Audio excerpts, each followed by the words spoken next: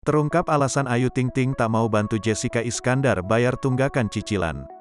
Ayu Ting Ting terang-terangan menolak membantu Jessica Iskandar yang tengah kesulitan keuangan hingga menunggak cicilan rumah. Berbeda dari Raffi Ahmad yang bersedia membantu membayar cicilan rumah Jessica Iskandar, Ayu Ting Ting tegas menolak. Ayu Ting Ting beralasan dirinya baru saja sakit dan kondisi adiknya, Syifa kini tengah hamil tua. Sakit 2 orang 2 minggu. Satunya hamil bentar lagi mau lahiran lagi, ungkap Ayu Ting Ting.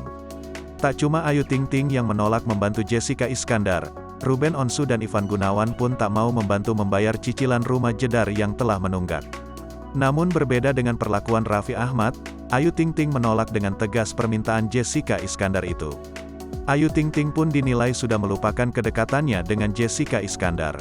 Diketahui dulu Ayu Ting Ting dan Jessica Iskandar memang berteman dekat. Namun Ayu langsung menolak permintaan Jessica Iskandar itu.